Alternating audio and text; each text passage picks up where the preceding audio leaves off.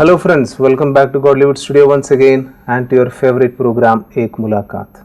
As you already know, in Ek Mulaqat we bring in such personalities who have made their mark in the life, and while talking to such personalities we get a new vision of life, we get a new energy, and it fills us with age-old wisdom. And today we have a great personality in the form of Dr. B.P. Sharma, Chairman and Managing Director of Pawan Hans Limited, which comes under the Civil Aviation Department of Government of India. He is a graduate in engineering and he holds a master's degree in business management and a doctorate in civil aviation management. He is the mainstay behind the airports of Udaipur, of Jaipur, of Banaras and Calcutta.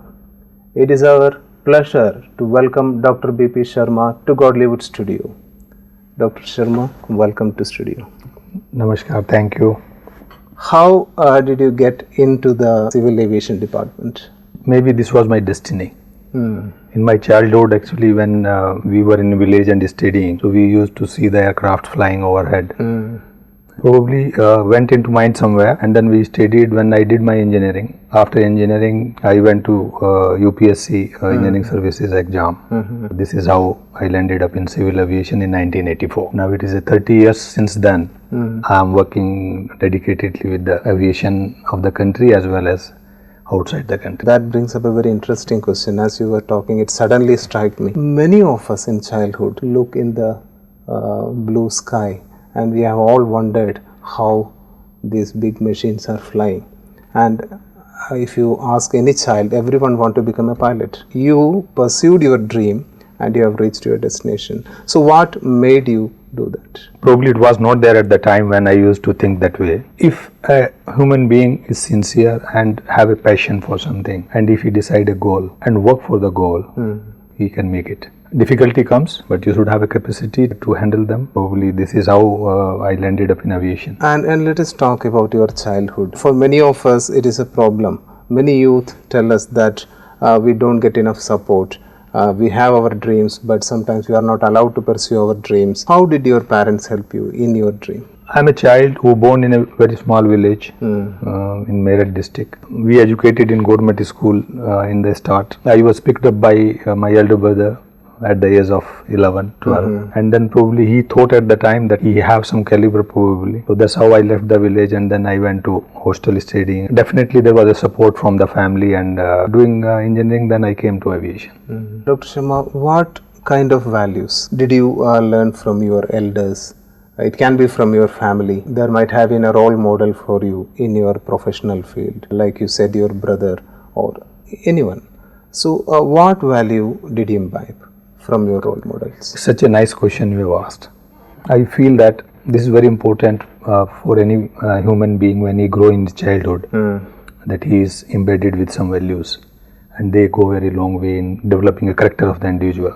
But it is long back actually. I recall that my grandfather was a freedom fighter. Before 1947. He has seen the world before independence and then after independence. And he had a strong character in himself. And he used to tell us that when you grow in life, you should have some aim in life to grow. That make life easy and they'll make life simple to look forward. Whatever you decide to yourself, be honest to that. And integrity and honesty should go in lifelong. So these are few things which we got, from our grandfather.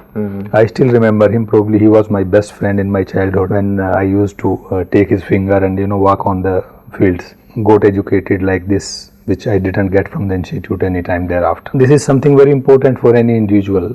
When you grow in life from the students and to the service and then to the elder life, values in life matters. And you should have a great conviction in yourself that how you channelize your way forward in life. Dr. Sharma, coming back into your experience in the business. Usually business is considered such a field. I don't know whether it is a misconception or not, where value sometimes doesn't apply. You will have to be a part of the cutthroat competition which is taking part in the world if you want to survive. How did you combine both? You also have experience in the spiritual field. You have come into the Brahma Kumari's parlance also. It is not separable, if you ask me. If he is a good businessman, if he has been, and you can see the life of the people who have grown. They actually hold on to values. But they don't go very long. So ethics in business is very important, and the business who has grown beyond the limits, you can see Microsoft, you can see Dhirubhai Ambani in India, Definitely. and you can see American Airlines, Central Airlines. So these are the people who have value towards life. Definitely, as you say that, I am also reminded of some survey result where they surveyed the whole company, and the companies that had to close down very quickly were those companies who compromised on their values. Yes, you rightly said that. Sometimes people come to Brahma Kumari centers, and one of the questions which they ask is, I am a businessman. If I learn meditation, would my business drive, something will happen to my business drive? What if after learning meditation and coming into the parlance of spirituality, if I feel that I don't want to do business? Because in business you need to have passion, you need to have desire to achieve. You know, there is no relationship. There should not be any such fear. I'll give you a simple example. I was given an assignment to construct a new airport in Calcutta. When I landed there, the project was going almost 1.5 years behind the schedule. Calcutta, probably you also know, work culture is slightly different. There is a lot of strike generally take place. It was a difficult task for us to complete that project, and it was a very prestigious project for Government of India of 2,500 crore. And we were competing with the projects which were done by the private companies like, you know, Delhi Airport and Mumbai Airport. One day what happened, the two sisters came to my office. I was the airport director at the time and project executive director. It was a Rakhi day, I remember. They came to us just to tie up Rakhi. This was my first association with the Brahma Kumari. I was just chatting with them. Then they told me that they also deliver lectures on culture development, organizational strength, stress release and all. Just a very casual type of a conversation. And then they left. After some time, I thought that let me introduce my executives, worker team in charge, and organize some programs for them. And this is how we started requesting Brahma Kumari. They used to come to our place, and we used to have lecture through them, and you will see the wonder has happened, and I am the witness to the wonders. They got very attached to that project somehow. Passion became very visible. That we have to do this. The people who are very casual in their approach, they will run away at 5:30, 6:30. I have seen project was working 24/7 in one stage, and we were around 7,000 people and 600 engineers in that project. And the project was not only completed in time. In fact, this Calcutta airport has got an international award by ACI, being a very good airport. We have a small colony there, and people became so habitual to it and so loving that they say that without this, now how we will do it. They used to do 1 hour meditation every day in the morning. Then we gave them some space.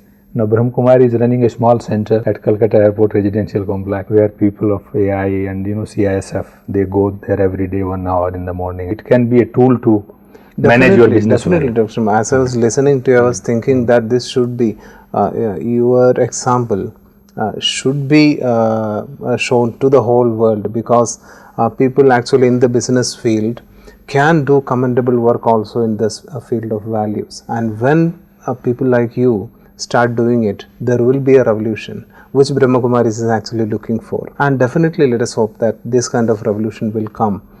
I would like to ask you about your experiences. You have visited Mauritius, you have visited, you were saying Kabul also. So can you relate some experiences you had for the sake of our viewers? I spent some around 5 years in Mauritius. It's long back that people imported from India. They were imported as a labor worker by the time of when the Britishes was there here also and there also. And they were in very bad shape at that time. And you won't believe, if you go to Mauritius sometime, you will see that they are as spiritual as are we. Still after 100, 150 years, 200 years now, small temples they have developed in their houses. I personally feel that organization like Brahma Kumari, which has an international footprint, they can really contribute. Now what's happening there is, now with my own experience, is that because it has become a mixed culture of Europe, Africa and India. So by nature they are God-loving Indians, and by virtue of their influence by Europe and Africa, they have become habitual of the modern life of drinks and all that this. So I hope this type of organizations like we have Brahma Kumari, they can work. And my another experience is that I was given an assignment. It was a very tough assignment to take, and I strongly believe that sometimes these values only imbibed in you, they take you to make such decisions. So I took a tough decision to go to Kabul, well knowing that it is not a good place to work. It is always under terror attacks. They wanted one airport to make operational, so it was an assignment. I took the challenge and we went there. There I want to say that Brahmakumari was probably helping the people to do this, but actually it helped me personally, that meditation and the willpower, which I probably imbibed through the process here. That made me continue to work for 1 year in that environment, and we successfully commissioned that airport in 2009. It was inaugurated by then their president. This airport is now lifeline for that Afghanistan, which is connecting Kabul to various parts of the world. Dr. Sharma, having all this experience, can you tell our viewers lessons which you learned in your long work experience? It can be like a message to everyone viewing. During the talk with you, I can say with the conviction that meditation values in the individual help a character decision making capabilities and probably handle your day-to-day stress and pressures from here and there. This I have learned through the process of, particularly when I got associated with Brahmakumari around 6 years before, and I became regular to it. And this is probably how I came here today. And I was very lucky yesterday that we could interact with Dadi Janki ji here at this campus, and I can see the aura in that great lady, which you can feel. As we all know, Dadi Janki is known as the most stable-minded personality of the world right now living, and you have had the great opportunity to talk to her. Can you share a little bit of that experience with our viewers? Yeah, this is what actually I was saying to you. This is my first opportunity that I could see her so close. Her visit to Kuwait. She was telling that somebody asked me that can you do this meditation exercise in masjid? She said, yes, I can do it. I have no problem. So she went to masjid, and then she was also asked that can you speak Allah? She told that I said I have no reservation because God is one. I am also worship the same, you also worship the same. So I said Allah. I was so much thrilled yesterday when I was interacting with her. She has a very high aura around her, great personality. Definitely, Dr. Sharma. Talking about energy and motivation, especially we are concerned about the youth of our country. They are moving very fast, but speed can be a problem when the direction is wrong. So what advice would you give to our youth? For this program, I was requested by Dr. Pius, who is heading this Lodi road. He is also a nice person. I am coming in contact when I came to Delhi. He told me that we are doing a workshop on design your life. I was surprised. When I was doing engineering, we used to design buildings, we used to design electrical systems, we used to design air conditioning, lighting systems. But I have never thought that we can design our own life. But when I came here and I have been going through this session from last 2 days, it is possible to design own life. This opportunity to tell all the youth Definitely. that they can plan their life and they can design their life. Only thing is that they should know that how to design and how to do. Many of the youth whom we have talked to, they say that whatever you do, whether it is hard work or whatever, it is not of much use because there is something called the luck factor. If you are not lucky, you are not just going to make it. So what is this luck factor?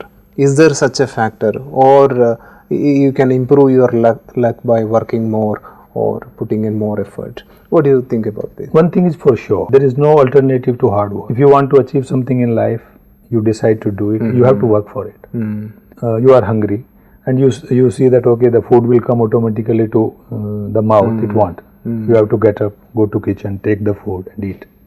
The more you work, the more you get luckier. The more you work, more hard you work, you get more luckier. Because I strongly believe there is somebody who is governing this whole world. So whatever you do in day-to-day life, there is somebody keeping account of you. So the luck automatically get when you do all right thing the right way. So the luck automatically add to destiny comes on. Dr. Sharma, being a man from the professional world, what future do you see for our country and for the world at large? Is it going to improve? What vision do you have about our country and the world at large? No, India was great and India will be great. This I heard from my grandfather and now we heard from late President Abdul Kalam. He want to see the country in 2020 as developed nation. We have that capability. The country has that capability. And this is the only country in the world, I tell you, because I have roam around. You have spirituality in, you have development, you have natural resources. We are one of the country who have 12-hour cycle of the day and night. You won't find in the world around. So it is so geographically connected also. You have sea, you have deserts, you have snow. Country has potential. What is probably required is that we need to channelize this energy, and the youth energy particularly. I feel proud that I have done something good for the nation. Institutions like Brahma Kumari and some others on the same lines, they may be institutional into to getting these people around. Our youth, they have the capacity, but at times they give up very easily. They are dejected very easily by small obstructions in their path. I think we need to educate them more in the spiritual parlance or in the values parlance. I agree with you on that point. We need to bring it down to the younger people somehow into the probably school curriculum. Children at the very beginning, get an interest, because this is something which is a character building of individual. Dr. Sharma, one last question. You are now in the headquarters of Brahma Kumaris, which we call Madhuban, which is a place spiritually rejuvenating. What is your experience coming here? This is my first visit to this place. We only know Mount Abu as a hilly station, as a tourist place. My experience of last 2 days here is probably, it should be my on my yearly calendar now. After meeting Dadi Janki ji yesterday, it was a very wonderful experience. Her blessing, probably I will take this time back. I think Dr. Sharma, today we are all really lucky to have you here, and I think our viewers also has got that vibration from you, that energy from you. Thanks a lot for coming here. Thank you very much, Prabhat. Thanks a lot, and thanks to Design Your Life workshop with us. Thank you very much. So that's all for today, friends. It has been great talking to Dr. Sharma, a man of great experience both in the professional and in the spiritual field. And as he rightly said, business and a spiritual lifestyle is not separate. It is not different, it is not contradictory, it is in fact complementary to each other. And as he said, when you get more and more involved in spiritual activities, your business drive and passion and interest in life will not get diminished, it will only get improved. So let us take these gems of wisdom and keep it in our treasure house so that we can use it when the time comes. And as usual, we are taking leave for today. Until we meet again in the next episode with another great personality, it is a goodbye from all of us in the studio.